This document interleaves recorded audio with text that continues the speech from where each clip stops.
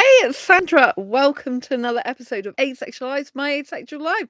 This is a place to be for education about asexuality, all things asexual, and I share my asexual life journey in order to help you in yours. So hit the subscribe button and the bell icon so you never miss an episode. So in today's episode, we're going to be discussing attraction and does it wear off in relationships, and how can you keep that asexual spark alive? If you don't know who I am, I'm Sandra Bellamy. I'm the author of this awesome Asexual Perspectives book out on Amazon, which is a bestseller. So, yes, how do you keep the asexual spark alive in a relationship? And does attraction wear off? So, we have different types of attractions as asexuals. There's asexuals that are sex repulsed, and asexuals that aren't sex repulsed. And there's different types of asexuals. Some asexuals are pure asexual, they don't experience any romantic attraction or sexual attraction whatsoever. They're pure aromantics and pure asexuals. A pure asexual is someone who doesn't experience any sexual attraction whatsoever. A pure aromantic is someone who doesn't experience any romantic attraction whatsoever. So if you don't experience any romantic attraction or sexual attraction, you would be a pure asexual and a pure aromantic as well at the same time.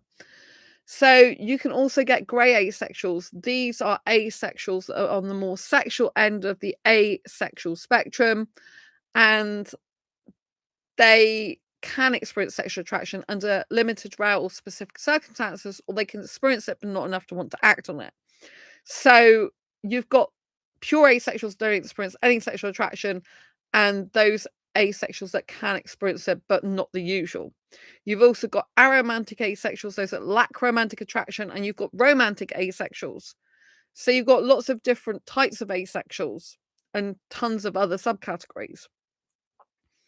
So in terms of asexuality, if you're a pure asexual that doesn't experience any sexual attraction, you can still have other attractions such as aesthetic attraction, romantic attraction, spiritual attraction, clothes attraction, emotional attraction, creative attraction. Have I said that one? And you can have intellectual attraction. You can have lots of different types of attractions. You could have platonic attraction. I don't personally experience that whatsoever. So you can have different types of attractions. This is not a limited list. You could have other types of attractions, and you could have attractions for certain types of people. Like, for example, you might like someone aesthetic, but it might be people with beards you love. I hate beards personally. I can't stand facial hair, but there's people that specifically love bearded people. I particularly love foreign guys. It makes it very difficult when I'm on Badu lately because the majority of guys that are liking me are British guys. I prefer foreign guys. I love beautiful coloured skin. I find it so gorgeous. And I'm not really attracted to British guys these days. British born guys. If it was an Indian guy, for example, who's British born, that would be okay, because he's still got Indian origin, or another foreign guy. But to be honest, I'm more attracted to Indian guys than pretty much any other foreign guy. So more than Italian, more than Russian, more than French, do you know what I mean? So yeah, you have to know yourself and have a great self-awareness of what you get attracted to.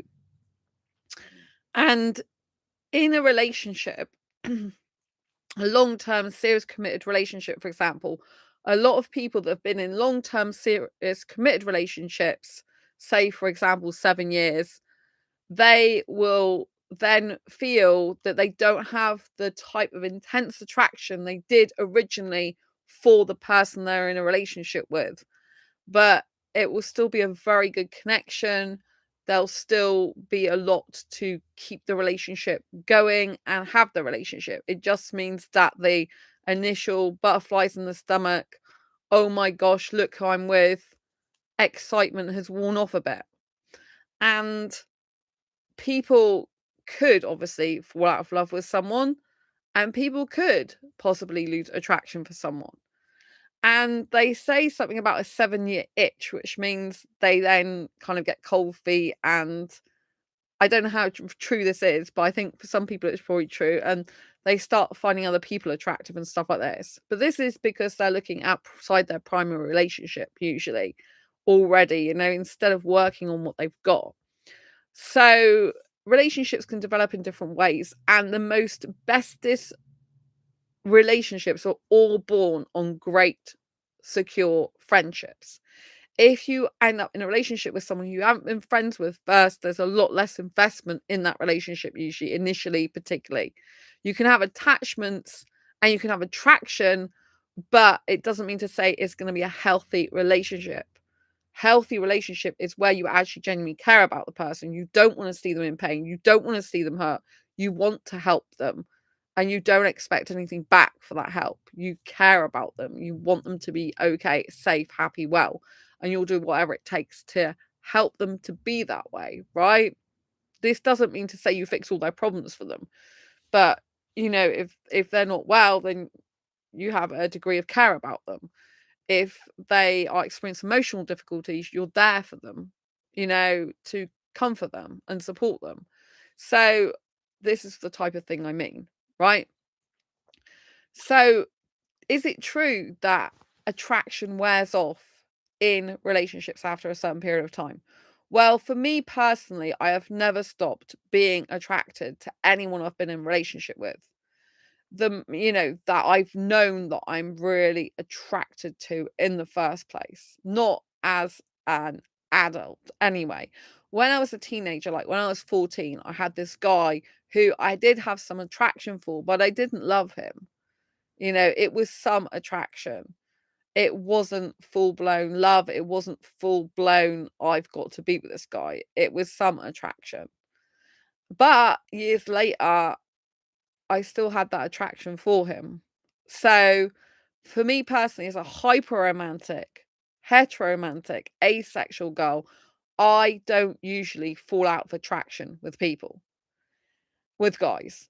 If anything, I have to force myself to try to stop being attracted to a guy, which usually doesn't work. Because if you try and force anything, which is your natural feelings, it just doesn't work, does it? So for me personally, my last long-term ex that I was with, there was still so much attraction between me and him. I didn't like his personality much anymore. He's very abusive, not sexually, but abusive in lots of other ways. I spent less time with him because things were very difficult in our relationship because of this. And it was good for me to spend less time with him. But in terms of physical attraction, aesthetic attraction, romantic attraction, none of that went as such. Yeah, it didn't, like, you could argue that maybe a little romance diminished a little bit because he wasn't good to me, but the attraction, the physical attraction without sexual attraction was there, always present. There was always, that's part of the problem of why I was with him so long, because I was so super attracted to him, and he made me feel like I couldn't get anyone else. And a lot of the other stuff, I was financially tied to him for some of the time as well, not all the time. And I felt he had a hold on me, and there's a load of other things, right? And I didn't have self-love then and stuff like that. But I was as attracted to him when we split up as I was when I first got with him, apart from the fact I didn't like the the abuse that I knew he was giving to me and the abusive person he became. Well, he always was really, but I didn't realize it until I started living with him. So, yeah, it was really tough. But what I'm saying to you is, in terms of actual physical attraction, if you like, without sexual attraction, it was still that strong. So when people say attraction usually dies down, I understand what they're getting at, and I can see how and why that happens, but I find it very difficult to put myself in that position when it hasn't really happened to me. I can see when I was a teenager that I didn't have the strong feelings, attraction feelings like I do now for guys. I still have romantic feelings. Some guys I would have romantic feelings for a couple of years, some would be months. I never was the type of girl really that would have some attraction for a guy, a lot of attraction, and that would be it. If I was really attracted, specifically romantically, I would go on for well, I was going to say go on forever. I would go on for ages and ages, months and months. If I saw like some of those guys again, I probably still have aesthetic attraction for some of them, you know? There's one guy I used to love for over a couple of years, and I have seen him as an adult, and he doesn't look very aesthetically attractive anymore. I blocked him actually. A while ago, years ago, but he found me on Facebook and I'm like, "Nah, you look like an old man now, but actually you shouldn't be looking like an old man because you're not I wouldn't class you as an old man in terms of your birth certificate age, but you do look like an old man." And so, yeah, that was pretty weird seeing him like that. Really weird.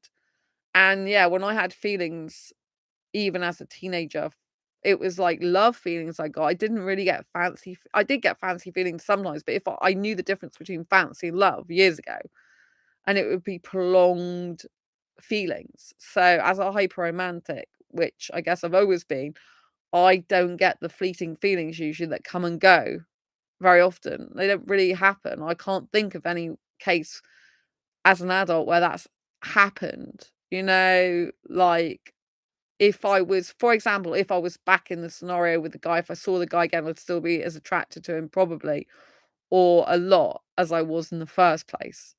Of course, there are guys that have not been very nice to me, and so I wouldn't like them and be attracted to them for that reason.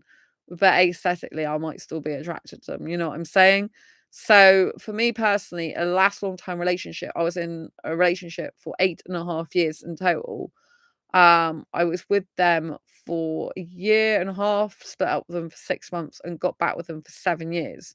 So in all that time, I was so attracted to them. They sometimes still come in my dreams, which I wish they didn't because I don't want to be dreaming about them, but sometimes they appear. And sometimes it's like I'm in a relationship with them or they're cheating on me with another woman or we're doing kissing or even some sexual stuff because I used to do sexual stuff with him, which is really weird. Like, I don't want to be thinking these things. Like, I haven't been with him since 2011, and it's weird that I still have dreams with him in it, which is horrible because I don't want to. I want nothing more to do with him ever, and I definitely don't want him in my dreams. So I'm not thinking about him when I go to bed. So it's so strange. But yeah, there was a powerful attraction between me and him, which was very magnetizing, I guess. So that's kind of really been hard, I think. And I was with another guy in a long time relationship years ago, not quite as long as that one.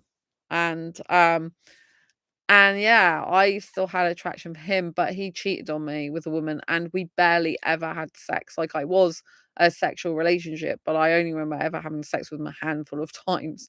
And I was not as attracted to him as I was the last long term relationship guy, but I was still attracted to him in terms of aesthetics. I don't think, I try to block him out of my mind. I don't want to be thinking about him because it's someone I don't usually think about. But you know what I mean? What I'm trying to say for me personally is the level of attraction I got when I first came into a relationship with a guy. It's either the same level of attraction, but usually it's a higher level of attraction. And that doesn't just mean attachment, it actually means attraction.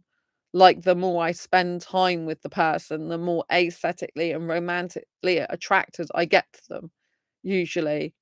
So, for me, the more I see them, the more attraction I get. So, if I have been with someone a number of years and I'm seeing them over a number of years, then I'm just gonna be more and more attracted to them or continuously attracted to them. So, for me, that doesn't really work out that you lose attraction for someone even after years. It doesn't really die down for me, not that I personally know of. Maybe that's because I haven't had a good, healthy relationship. Maybe if I had a healthier relationship, then maybe the attraction would wear off a bit more. I don't know. But you know what I mean? Because when you have a healthy relationship, which is good for you, it stabilizes and it's a secure relationship which can feel less exciting, which is why people get drawn to bad boys, bad girls, because of the excitement, the chemical reaction within the body, as far as I understand from the research I've done and from the things that I watch and study. So if you are with a good person, a good guy or a good girl, you're likely to feel less butterflies in your tummy, less excitement because they're a secure, committed person to you. So you're more likely to be comfortable with them, which can feel less attraction towards them. And I understand that because I can understand, even though I'm not in a romantic relationship, but with experience I've had, for example, with friendships, how that could be the case. There's someone who's a healthier person and a secure person could be less physically exciting, should I say? Um, yeah, but could still be very good for you. So I think you have to take that into consideration. Like, what is the type of person that you're actually attracted to? Who are you attracting? How secure are they for you? And how healthy are they for you? I think if I met the right I'm gonna say Indian guy because I really want an Indian guy. If I met the right Indian guy to be in a relationship with, and he was a secure, committed guy, I still think that I would be highly attracted to him because I'm attracted to Indian guys not even in a relationship. Even guys that just walk past me, I'm like, I really want to kiss you right now. I don't even know you. With some guys, not all guys, not guys who've got beards and stuff. I'm like, bushy beards. I'm like, no, thank you. But you know what I mean? With me personally, because I'm hyper romantic, it doesn't really stop. It doesn't really go away, the feelings. But I know that even dating coaches that I've watched, traditional dating coaches, some of them say like the magic fades after a while, the attraction. But I don't really have that awareness of it happening to me ever. Excuse me, I've like got something in my eye, I think. Oh, I hate it when it happens live. So yeah, what's happening to my eye? Oh, it's flicking. I hate it when you get something in there and you're doing a live stream. So anyway, yeah, so for me personally, it doesn't wear off. So how can you keep the asexual spark alive? So it depends what type of asexual you are, but as asexuals, we can have different needs to, for example, sexuals and inclusive of heterosexuals. And for asexuals, we have different types of needs. So I think in general, asexuals have a lot more emotional attraction or emotional connection, should I say, needs. Maybe we don't have necessarily more needs than a sexual person, but it's more prominent for us. It's more of an obvious need for us and a strong need for us, because if we're not so focused on genitalia and the physical things, then we are going to be highly attracted to someone, usually who's got an emotional connection with us. That is why, obviously, you've got demisexuals and demi-romantics on the asexual spectrum, which is to do with an emotional bond. And demi-romantics can only feel a romantic attraction once a deep emotional connection has been formed. Demisexuals can only feel sexual attraction once a deep emotional bond has been formed. This is not a preference. This is an actual thing that they have to have in order for romance, if it's demi-romantic, or sexual attraction, if it's demisexual, feelings to ever have the chance of occurring in the first place. This is not the same as a sexual person who chooses to wait until they've got an emotional connection with someone before having sex or before having romance with them. It's not a choice for demi-romantics or demisexuals. I need to make that clear. So if you are a person who does need a deep emotional connection, if you are, for example, in a relationship with a heterosexual, maybe you do have sex with them, you probably would need to make sure that you maintain and sustain with them a deep emotional connection. This means making sure you've got quality time together when you're not having sex, but you're maybe sharing secrets with each other. You're maybe talking about deep feelings and emotions with each other and sharing your intimate most thoughts and feelings in a deep, honest way, because this will create emotional intimacy and maintain and sustain it.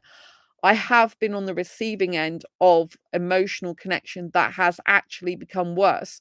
So where the aesthetic and romantic attractions become stronger, the emotional connection has become distant, more distant, and it has become like more toxic, and it's become very difficult. And that was a shame because this person that I'm thinking about now, my last long-term ex, I thought he was my soulmate, but he wasn't. And when we were just friends, because we were friends for 8 months before getting into a relationship, we used to tell each other lots of secrets, and I felt really close to him and comfortable with him and like he was my soulmate. And then after a while of being in a relationship, he used to close down, not want to talk to me about things and be really like not good. Like when I used to try to talk to him about things, he would shut down and he would shut me out and wouldn't want to talk about them. And that's really no good, right? But you can have an attachment to someone without having an emotional connection with them. But it's asexuals that need a deep emotional connection because that's usually how we love. And so if you're with a heterosexual and you end up still having sex, say 3 times a week, perish the thought, because I'm personally sex repulsed, asexual. But if you did, then you haven't got the emotional connection. It will start to feel very mechanical. You'll probably start to get upset, maybe even after having sex, because you will miss that emotional connection with them and something will feel off and it will be hard to kind of get back. You might feel like you're scrambling around in a black hole trying to find your way out of it, and like what's happened in the relationship. It's probably because you're not with a healthy person, a good person, if this is the case. Sometimes it can be just a sense of like sexuals don't tend to need an emotional connection as much excuse me, as asexuals do. But but even sexuals can tend to need some emotional connection. Now it depends what attachment style this person's got that you're in a relationship with. So I've spoken about attachment styles before. If you've got someone who's avoidant attachment, then they'll be avoiding deep conversations, avoiding sharing things that will cause deep intimacy and attachment and stuff because they want to avoid that and run away basically from it, you know? And so that is really hard. So I think as asexuals, we do have to protect our heart. We need to make sure that if we get into a relationship, it's the right relationship for us and that we are going to get an emotional connection needs fulfilled. If they start off being fulfilled and then they're not anymore, this is when it's really painful and it does hurt. And eventually you might have to split up because no one can stay in that turmoil and trouble within themselves, you know, not being able to connect with the person. For me, if I don't have an emotional connection, that's not healthy for me. I need an emotional connection in a relationship. You know, if I'm the one doing all the work and sharing the secrets and intimate thoughts and stuff, and they're not doing the same, it feels like it's one-sided. And that doesn't feel good. I don't even like that with friendships, you know? I like a lot more equality. Of course, nothing's going to be equal. And yes, I talk a lot, but there are also guys that talk a lot as well. But in terms of your asexual spark, you need to find out what's good for you. What do you like? So, besides emotional connection, you might be very sensual. Notice I said sensual, not sexual. So as a sensual asexual, you might have a strong need to touch your partner. You might have a strong need to stroke their hair, to stroke their arms, maybe kiss down their chest. I don't know what you like to do, right? It's up to you. But you might have a strong urge need to touch the person, a lot of physical touching, even if you don't want sex or can't stand sex, you know, you still might need to feel that physical closeness. Again, you need to be thinking about long term. If you're in a long term relationship, are you still doing enough of that? So whatever you were doing in the beginning relationship with getting your attraction needs met and how you felt attracted to the person, are you still doing the same things that you were doing back then? Or have things changed to create distance between you? And so you're not getting your needs met anymore because that's the only problem. If you're in a long term, serious, committed relationship and things become, I don't know if the word stale is right, things become like, how can I put it? You're just going with the motions. You're not really assessing the relationship and the quality of it and if people's needs are being met, both people's needs are being met, right? If you're just going along with the flow and you're not thinking logically and actually asking questions about how they feel and think in the relationship. If you're just going along, you might have got complacent is the word I'm looking for. So you have to watch out for these things. Have you both got complacent and are your needs still being met like in the beginning? Because that can be a big dramatic effect on how you're feeling in the relationship. In order to keep the spark alive, you need to know as an asexual person what makes you have the spark with someone, such as is it an emotional connection? Is it a romantic feelings? And is it just a feeling between you, feeling that it's reciprocated? Or is it doing romantic things like going out for candlelit dinners, having picnics in the park, holding hands and looking under the moon and the stars in the sky and kissing under those, like at midnight or something? You know, is it just little gestures like leaving little love notes under each other's pillows if you live together? Is it buying each other little gifts, like, or a gift once a month or something? Is it, like, celebrating your monthly anniversary, your 2-month anniversary, your 6-month anniversary, your 8-month anniversary, your year anniversary, your meet anniversary, the first time you ever spoke anniversary, the first time you ever text anniversary? You know how many anniversaries you can have, right? Are you remembering all these things? Are you doing them in the beginning? If you didn't do them in the beginning, you're not really going to miss them. But again, to add spark to your relationship, you could actually try some things you haven't tried before to bring the spark back if you feel it's lacking. I personally don't usually have this problem, like I said, in terms of physical attraction, like aesthetic and romantic and wanting to, and sensual as well. I don't usually have those go. I usually have them stay. It's more of the emotional connection, I think, that is harder to sustain. And without emotional intimacy, your relationship can lack depth, which could feel like you're more disassociated from your partner. Therefore, it could feel like it's not as magical anymore. Because I think a key ingredient of any healthy, successful relationship is a strong degree of emotional connection. This means both people being very vulnerable, both people being honest, both people being open, both people willing to apologize for upsetting the other person, both people willing to do some things for each other without expecting anything in return, both having a genuine care and concern for the welfare and well-being of the other person.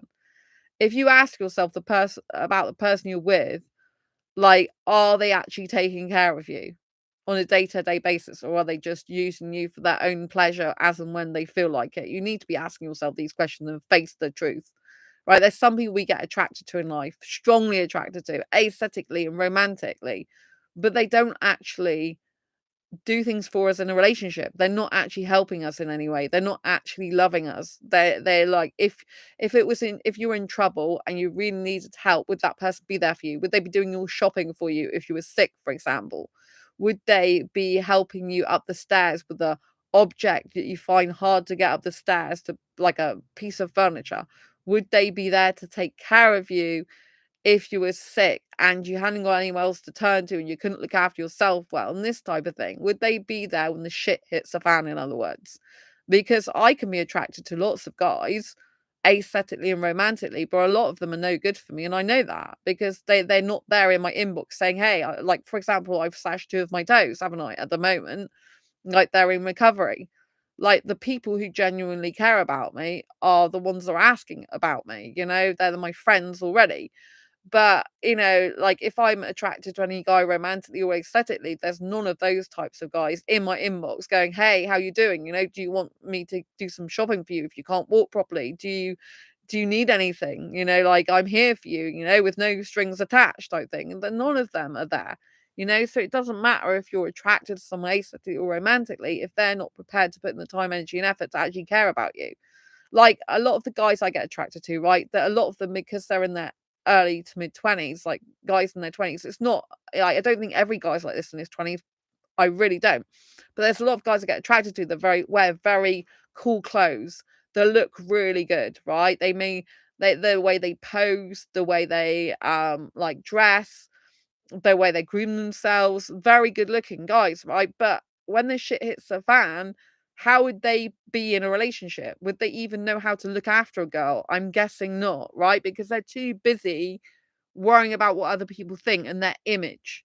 They're too busy worrying about how many likes they get on Instagram, for example. They're too busy worrying about what people think of them, and if they like me, if they're like an older girl, they're too worried about superficial crap that really doesn't matter.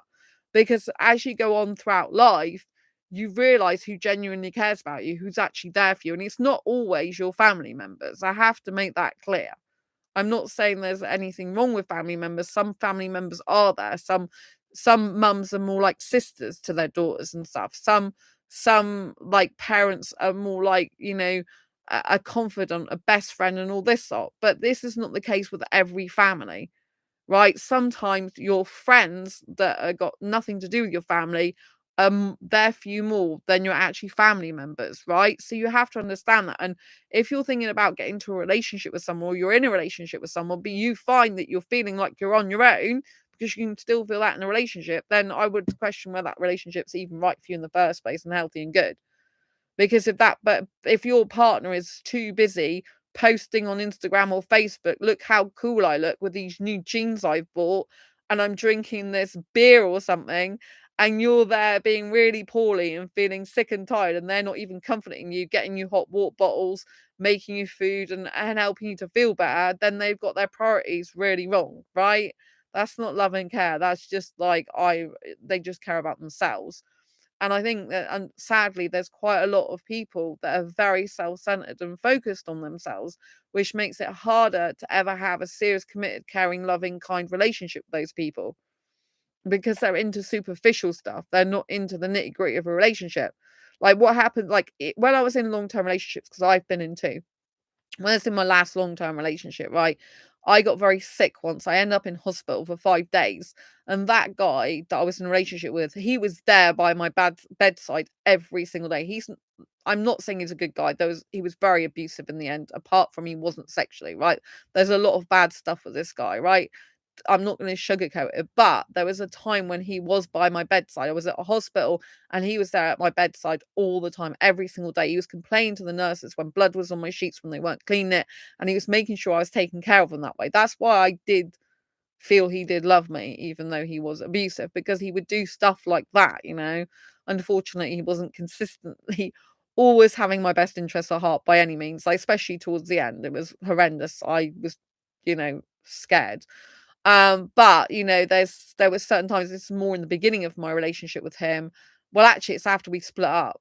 It was we got split up and then got back together again.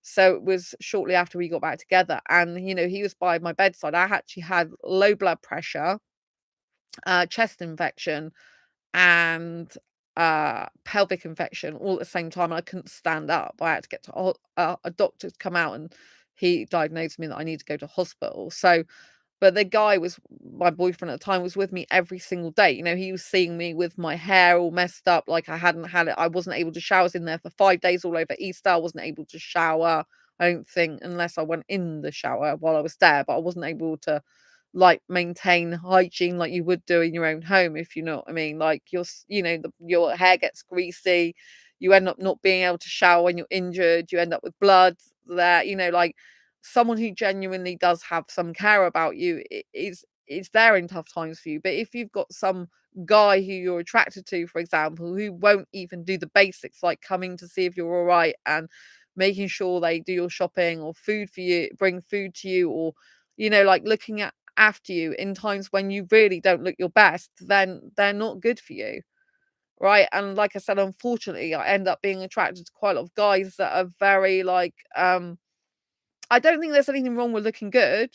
I don't think there's anything wrong with being well groomed. And I love the way these guys look. But if that's all they are about the way they look, and they don't have like a genuine, caring, kind heart, which is like, I must look after Sandra, for example, then they're no good to me. Right? Because someone who genuinely loves and cares about you, even on a friendship level, will have a degree of wanting to take care of you. And if you don't have that in a relationship, then that is just not good. So if you are asexual and you're looking to keep the spark alive, or whatever sexual orientation you are, you need to be looking at these things. Like, is the person there for you emotionally? Are they present, or are they avoidant?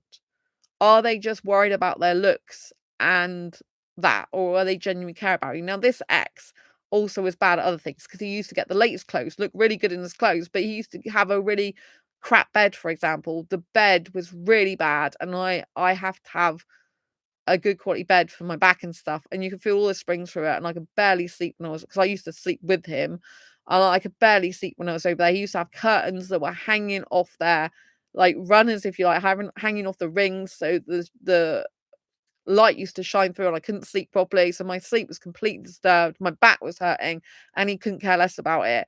He just wanted to buy the latest clothes, the latest video games, and all that lot, and I hated it, so it was like not putting my welfare first. So I'd look at all these types of things in a relationship, like, like, if the person is more concerned about the way they look, the latest clothes, the latest video games, and all this sort of stuff over your own health and well-being, then this is not a good person for you to be in a relationship with. And you might find with time that you actually discover the person's not as good as you first thought they were, even though you might still be attracted to them. You might still have a lot of attraction for them. So you have to look at your asexual needs. You have to look at what a spark means to you. A spark does not necessarily just mean that, oh, you're physically attracted to them. Usually when someone says about a spark, it would mean that, but as asexuals in general aren't so inclined towards the physical, the sexual, for example, we think of other things like, do you share hobbies and interests at all? It's okay to have different hobbies and interests, but if you have nothing in common whatsoever, then that can make things really difficult, because it's good if you want to go to certain places that you both like at some point, even if you don't like all the same places, it's fine. You can lead very different lifestyles, but still enjoy some quality time together. If you've got no quality time together, the spark is going to die off, right? It'd die off with anyone in a relationship if you don't have like a date night once a week, or at least like a go out together for the day once a week, or spend time together like a whole day once a week. You need some quality time for X amount of hours or X amount of days per week together. If you are in a relationship that's been like 7 years, but you're both working different shifts, for example, and you're never really getting to see each other or spend much quality time with each other, and it's just a case of like have food together maybe and watch TV. I don't watch TV. Then it's not going to be a quality thing. And maybe when you first got together in a relationship, you were dating, you were like dating a couple of nights a week, and then you've been together 7 years and you haven't even got one date night going on per month. You know what I'm saying? These things need to be addressed. So in order to have the spark, I mean, for me, I'm so passionate at kissing. Like I love kissing so much. And so I think that's partly why spark doesn't really go for me romantically and aesthetically. So long as I've got a guy who also loves kissing, and like, his hair stroked and his arms stroked and kissing on his chest and all these type of things.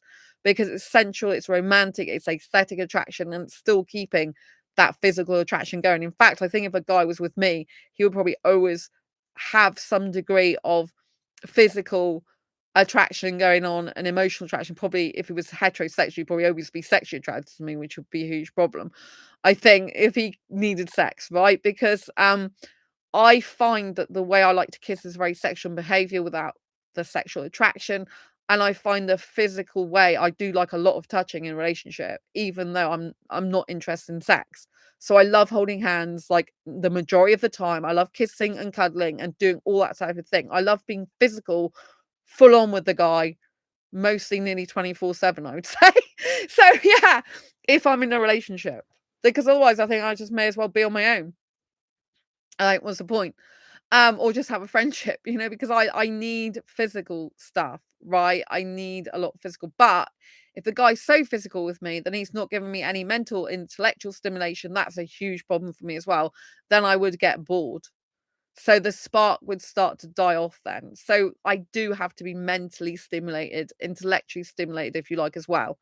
Without the intellectual, mental stimulation part, the talking together, the emotional connection, the physical stuff would just annoy me, because although I love physical stuff in the sense I've just described, if that's all I was having and I wasn't having that deep emotional connection with mental stimulation, I would probably get bored, because I'll be like, well, I can kiss loads, but I'm just bored of actually being in this person company, not talking about anything, because they probably, if they don't talk about much, they're probably avoidant personality, which does no good. I've been on dates and the guys barely spoke much to me.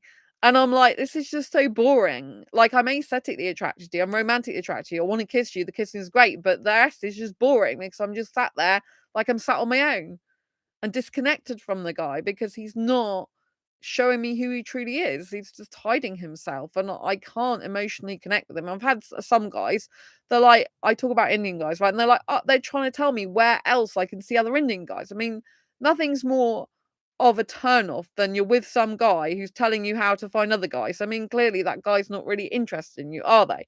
You know what I mean? It's like such a turn off. So I think you've got to understand, like, what are the subjects you're talking about with the person?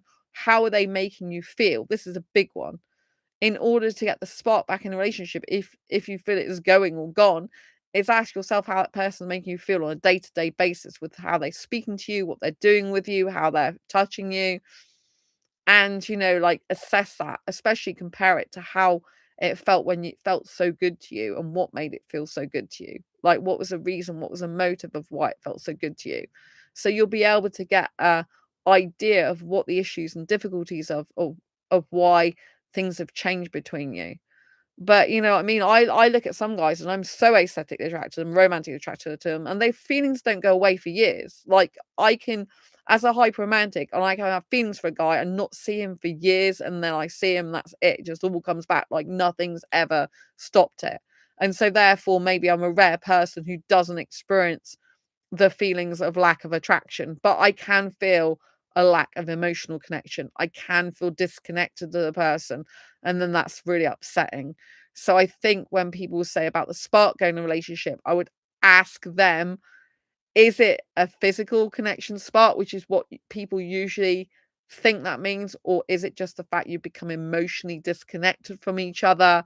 You're like having separate lives, but you're not integrating each other's lives. So you can have separate lifestyles and different interests, but you need to integrate them to a certain extent. What do I mean by this? You need to be able to discuss with the other person these things like your hobbies and interests. You should be sharing them with excitement and anticipation and talking about your hobbies and interests, even if they're different to each other's, with the vigor and excitement that you love that thing, so that you can both pick up on that very excitable energy, which can draw you closer together. It's very attractive when someone is talking about the things they love because they'll light up. Their body language will change, their energy will be different. You'll be feeling really drawn to them, and it'll be like, wow. So don't discount the things you do on an everyday basis. Like if a person starts a relationship and they tell me what they do in their day and they're like, "Oh yeah, I went to work, I did this, I did that." Like in the like staff room, we have a snooker table, I played some snooker with the lads and blah blah blah. And then all of a sudden, like years later, the guy's like, "Oh yeah, I went to work. All right." That's it. You know what I mean? That's telling me nothing about his life. If he's away from me, I want to know what he's doing. Like, what do you fill your time with? What do you do at work? You know, I don't need to know the ins and outs of it. I don't need to do this as a possessive person. But I think you should be sharing your day with your partner because that creates emotional intimacy. Sharing how you're feeling about things creates emotional intimacy. Sharing how things are with you in your life creates emotional intimacy, creates bringing us together. If you are not sharing these things, it can disconnect you and pull you apart. However, some people don't like each other talking about the work. So I think you have to be sensible about it. If all you're talking about is work and nothing else, then that can get very boring and you can lose the spark. So I think you have to assess what things make you attracted to each other in a relationship, what makes things make you feel excitable, what things make you feel a spark between each other and for you personally in that relationship, and ask yourself, how are you going to maintain and sustain these things that make you feel that way?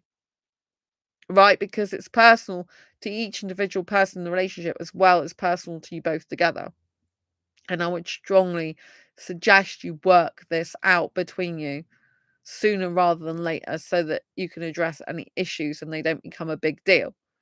Right? So make sure you take time to consider how you're feeling in a relationship and express things which are on your mind which don't feel good. If you've got a person with you and you say this doesn't feel good, and then they clam up, don't talk to you, don't sort the problem out, and basically they avoid the situation and make you feel like they don't care, this is not a good person to be in a relationship with.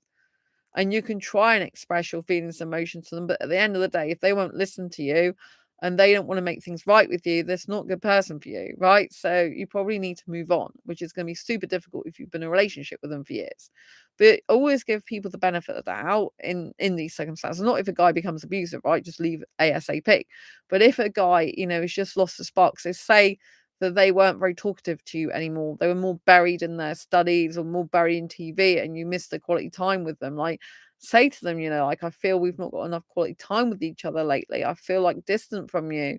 Like, how can we resolve this problem together? Like, you don't have to just up and leave a relationship because of this. You need to discuss things, talk them through, make things right. But what I'm saying is, if you've ended up in a relationship where it's gone stale and you've tried to sort things out, you've tried to address issues and problems and difficulties, which has made you lose that spark between each other, and the other person really doesn't want to know, they don't want to put any time, energy, and effort in to correct this behavior and situation, then, you know, you're probably going to have to leave it eventually because it's unhealthy for you. So always, you know, like figure out what works well for you and what doesn't, and make sure that you are doing what's best for you as well as the other person in the relationship. and make sure you know what your asexual spark is, right? Some asexuals do have fetishes, so maybe you haven't worked on your fetish together for a number of months or days or weeks, maybe you need to do that type of thing, like whatever you think is a spark for you. For me personally, a spark is physical touch, a spark is kissing, a spark is sensual stroking of the hair, a spark is cuddling, a spark is holding hands. A lot of it for me is physical touch, but not below the waist that much. Usually it's upper body for me. So, and for me, I really need kissing. But luckily, my ex loved kissing as much as I did, right? He was very like hands on kissing. And so I need to find someone really like that type of physical, sensual attraction again, really, in a healthy way, not in a bad way. So I think, you need to know yourself well as possible and the other person, and then you need to work out what's been different since you first got together if you feel the sparks died off. But for me personally, I don't really have that problem usually. I don't really have that. I think if you're in an unhealthy relationship, what you once thought was a spark was actually just a physical attraction, and therefore as time's gone on, you've felt more distant from the person and the spark's gone because they weren't so kind, caring anymore, or thoughtful, or maybe even loyal, and so that can have a huge impact. So please make sure that you know what's good for you. Maybe you're a asexual person that has some quirkiness about them and you like licking ice cream off your partner's chest. Because food is better than sex, is it not? And ice cream might be your favorite thing. So you might not have licked that ice cream off your partner's chest for like months or a year. You might be craving that. So whatever weird things, quirky things, different things it is for you, make sure you get back to doing them. Maybe you do like using sex toys. I've never used one of them in my life before, but maybe you like to try that type of thing. You know, maybe you like to try masturbating each other just instead of masturbating yourself, or maybe you used to do that for each other and then stop doing it for each other and do it solo now, and you miss that really, like have open, honest conversations with each other and find out what the difficulties and problems are. And, to keep the spark alive, really, you just need to consistently and persistently do what you did when you first create that spark in the first place, and think and feel the same way about the person, which obviously your feelings and thoughts can change about the person over time. But realize why you got attracted to them in the first place. Realize what things you like about their looks, their personality, the way they speak, the way they act, the way they dress, the way they walk, the way they talk, their skin, their facial features. Think about what you loved about them before. And can you and do you still love that about them again? Obviously, for me personally, if someone started growing facial hair, that would be a real aesthetic turn off. I would feel less attraction for a guy if he started getting more and more facial hair. So that is a concern of mine. I need to find a guy really who loves being clean shaven and wants to be that way all the time because they don't like facial hair, because I just don't like it, you know. And I'm really attracted far more to Indian guys, for example, than British guys. Overall, I just am.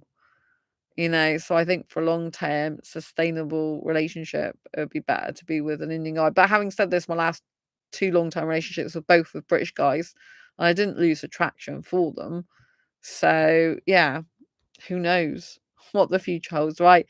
But you can be attracted to someone obviously without being in a relationship with them. But if you are a sexual person and the spark has been lost in the relationship, for example, the sexual person, then do discuss it. Do discuss this with anyone you're in a relationship with. If it's two asexuals, you and the other person, then again, discuss what the difficulties are. Like maybe you're just not sharing a hobby enough with each other. Maybe you're just not spending as much time with each other.